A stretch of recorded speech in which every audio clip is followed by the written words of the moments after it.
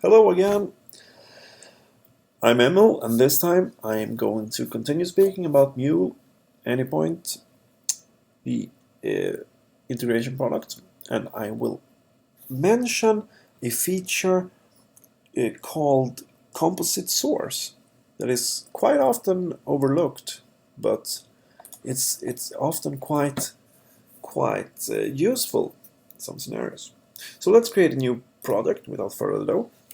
We'll call it Composite Test. Original naming, I know. We will create a composite source acting as the inbound to the flow.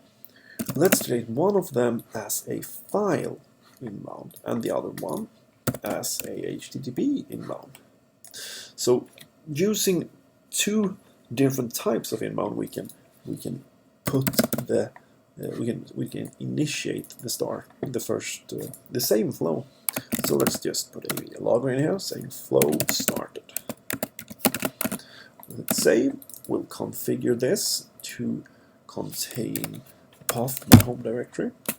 We have a test directory here in on my desktop. Path, paste, and we don't really need to do anything else. Here we'll add a default path. We will use the standard ports and everything for the connector, and we'll just hit save. We can deploy this and watch it start up. So one way of initializing this flow would just be to create a file here. Let's touch test file. Oh, our flow started. Nice. The next way could be to call this URL. So once again, flow started. It looks a little bit different because you can see for the worker here that it is highlighted as a listener configuration worker instead of a file receiver. So we have our composite flow. So what could we possibly do with this? Let's add a choice. We can actually see in our flow what if we're handling a file or a HTTP call. So we'll just add a simple logger in here choice. Let's add a when expression, checking if the flow var original file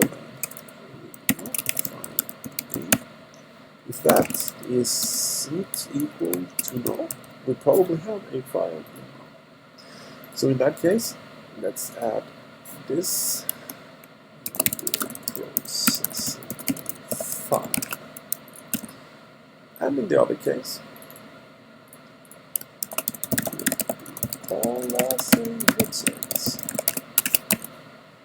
Save it up, watch the console while it redeploys itself. We can start by calling the web service. Oh, look at that log file. What's that log? We've been called as a web service. So let's put one more test in here, the touch test file. I will start the flow again, and it can tell that we're processing a file.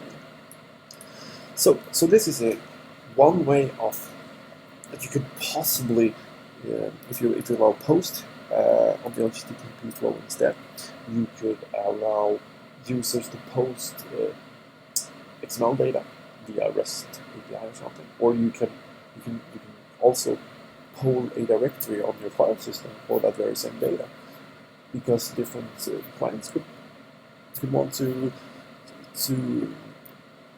integrate with your service in various ways. Or it's just a normal file service that you could start or check if it's up with the HTTP call. So this is the composite source. It can be very useful. Thanks for watching. I'll see you again soon.